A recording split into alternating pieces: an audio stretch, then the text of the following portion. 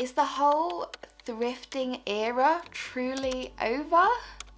Hey loves, welcome back to my channel. My name is Primrose, and what we're going to be doing today is we're going to be talking about the era of charity shops and thrifting, specifically potentially the rise and the fall. So go grab your cuppa or your coffee and let's have a little chat. Let's unpack and let's discuss. Okay, so everything that we're going to talk about, I just want to say that it's all my personal experience living in the UK. I've also made notes, so if you see me looking down, I'm just checking my notes to make sure I'm on the right trail of thought because I have ADHD. So I've always been the kind of person that shops in a charity shop. There was a point where it was embarrassing. There was a point where shopping in charity shops was not considered cool. It was not considered cool to be thoughtful with how you shopped, and it was not cool to shop secondhand or have anything secondhand, at least not when I was growing up. So there was always a lot of stigma shopping in charity shops, like I say, especially growing up for me. It was always like a diss. So if you don't know what diss is, it's like a negative. It was always a diss to say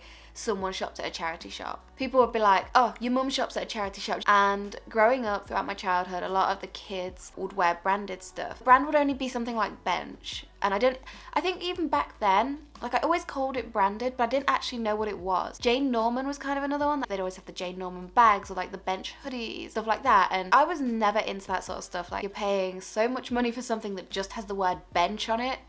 Who's the idiot here?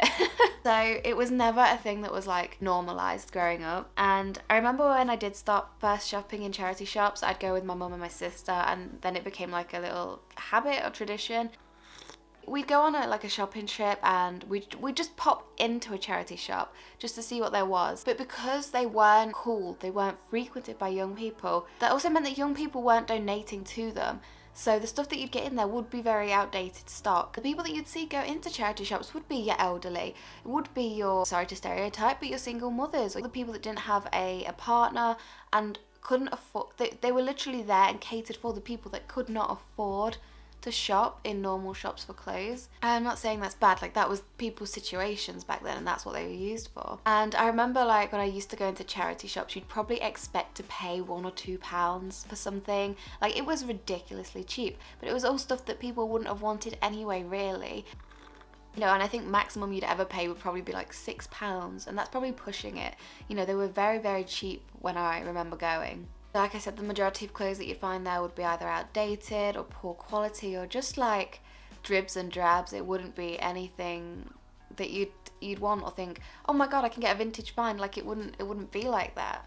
And then kind of social media happened, and by bringing in social media, it kind of created this other generation. You know, things changed really quickly within society and people were influenced a lot by different things. And obviously with the rise of social media, you're so much more connected, so it's so much more easy to be influenced by people, by things that you see, that you're exposed to. And not just that, you're exposed to so many different types of people and styles and personality types, and people that you wouldn't necessarily encounter in your everyday life. People that would dress quite extreme or eccentric or in certain decades even, it all started to become very much in front of you. And I'm not saying this happened overnight, it didn't. It happened over probably a period of 5-10 years, but people were pushed to be more unique and stand out more. Before, there was very much that sheep complex of everyone dresses the same, everyone looks the same, you're supposed to do this and you're shunned if you don't do this, blah blah blah. But now it's very much different. I think one of the main things that influenced this was probably YouTube. I mean, back in its day, you had young fashion creators that were so interested in the industry, but obviously they didn't have the expendable money to go and buy such and such brand. So charity shops were their best friend in terms of, okay, well, can we buy something from the charity shop? Can we style it a certain way? Can we make it look good? And that really gave them a jumping off point, a very much a strong podium, because they actually found that there was a lot of people in that situation that probably they wanted nice clothes and they wanted to be more fashion minded, but they couldn't actually afford it. And that hit the younger audience as well, your teenagers and your early 20s that probably grew up with them being shunned, but then were introduced to a whole new world that existed out there in terms of charity shops and thrifting. These all paved the way for charity shops growing and growing and growing and get to where they have been, had this sudden boom, and people were way more interested in going and seeing what they could find and seeing what they could thrift. And it was good. It was really good. I mean, I remember going, you know, your charity shops would probably still have your £1 rail. You could find some really nice pieces because younger people were probably buying more from there but donating more as well. So their old clothes they'd clear out, and instead of just throwing away, going into landfill, they would put back into the charity shops. People become a lot more aware of sustainability and the impact of the fashion industry. You know, all of these have led to the increased rate in the charity shops in terms of their footfall. And it was a really good point and place to be if you enjoyed fashion and to be at a low cost. You know, you could experiment with fashion, you could experiment with different clothes without it being so bank breaking, do you know what I mean? And for young students, young teenagers, it was a really good time. It was a really good time. And the appeal of charity shops is something that has been growing for some time. And with the change of their target audience almost, the quality of clothes improved, the variety of clothes improved, and these old fashion brands, they died out in popularity and repurposing fashion grew. Cores became a thing, so your cottagecore and your, I don't know, grungecore, like these whole stylized ideals happened, had a name, so you could actually get inspiration for what you wanted, find them in a charity shop that matched that certain aesthetic. Then the game completely changed. The rise in charity shops was so noticeable, but it was noticed by everybody. With the rise in social media, you then got the rise in your selling apps, selling platforms. We'd always had eBay for a long time, and I know people that did sell clothes on eBay. eBay was used for a lot of things, a lot of different things. It wasn't just your fashion based, and I don't think they actually brought fashion out until quite a while afterwards. So then Depop saw your thrift flippers. When I said earlier that it was noticed by everybody, it was noticed by people that wanted to make money from it. And I don't necessarily have an issue with this, but I have an issue with removing good quality items from those that could afford it to now at a point where they couldn't afford it because you've bought it and it now sits in your shop instead. I don't know, I don't think that's good, and it's not good for the economy of charity shops. And obviously this then, with the whole your old outdated clothes being donated, your 90s clothes, your 2000s, it led to a rise in that Y2K trend and the recycling of fashion, which is a good thing, but like I say, things always come full circle. Obviously you're seeing your charity shops gain this immense traction, a lot of people looking to buy to resell. Now if you're donating, you're probably thinking, okay, is someone going to actually buy this to resell it?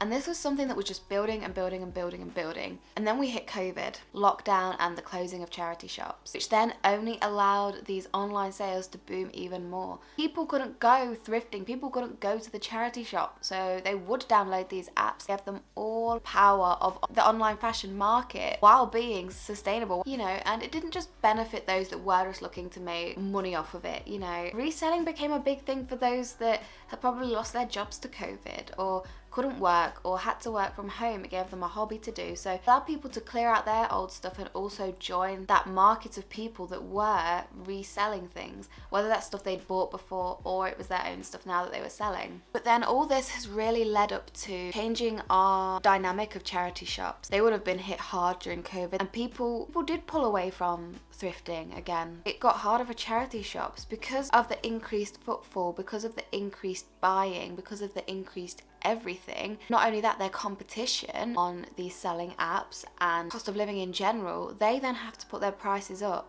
So those that did shop there because they couldn't afford it once probably still couldn't afford it now because prices have gone up.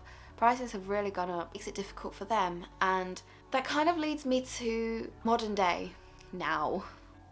I'd probably say like a year after the real COVID thing, Depop started to drop off. And I want to do a completely separate video about this, but I don't know about you guys and where you are in the world, but here in the UK, Vinted is absolutely popping off. Like, it's having a freaking moment. But I can't imagine what that must mean for your thrift shops or your charity shops, because everything that I want is on Vinted, pretty much. I can go on there, I can search for the item I want, the brand I want, the colour I want, and it's probably on there. Charity shops hit and miss, and obviously that's always going to be the case, but that is kind of part of the fun of it, right? I don't want to give too much away as well, but I wanted to make a video on buying things from a charity shop, maybe putting an outfit together or two. And I went out for a day trip with my sister with the full intention of doing that, and we probably went in over 5 charity shops. Every single one was a miss. I didn't find one thing, not one item. Basically, I had a number of video ideas. I didn't find one item that fitted with one of those. And we went in a lot of shops. But I don't know, because the charity shops have had to put their prices up, and because it's got so much competition now from online selling apps, I really feel like they would have taken this hard. But now I don't see that same kind of love for charity shops anymore. I don't see as many people doing it on social media. I don't see many young people going back into charity shops, not like they used to, not like they did before COVID. They're dying. A charity shop's actually dying. I don't know. Me personally, have I lost the appeal in charity shops? I think I kind of went through a period where I did, because every time I'd go in, I'd find nothing. It was almost like people had just donated their rubbish and they were looking to shift that. And as sad as it is, that's the truth. Nothing is unique anymore, and I don't know if that's just the era that we're in at the moment. I don't know. It'd be really difficult for them. But at the same time, I think they're also a bit stuck in the past, and they're not necessarily catering to what people need. I don't really know where they see their market, and I think that's the issue with charity shops, is they don't have a key audience in mind. And I know it's difficult because they have to cater for a wide range of age groups, but I still think they're catering to the elderly age group. I think they're a bit stuck in the past. They massively need modernising. Their whole premise needs modernising. I think if they really looked to update a lot of the shops that they have, just the layouts and the colours, and brought a lot more fun into it, because that's, you know, charity shopping was always fun for me. They could really create something cool. I don't know. I know that's not really their goal. Their goal is to generate funds to support research or whatever it is they do. But for me, when I go in, I just feel like something's missing, and I always kind of walk out a little bit underwhelmed. I don't know. Maybe I'm the problem. I just had to get my thoughts out, and I wanted to share this with you guys, and I wanted to gauge what your thoughts were. I feel like something is missing, and I'm kind of seeing their decline. I think I'm going to leave it there. I've spoke a lot, and let me know what your guys' thoughts are down below. Like I say, there's going to be cultural differences. I know things, like I say, are a lot different in America. But let me know down below. Thanks for being here, guys. I'll see you in my next video. Bye!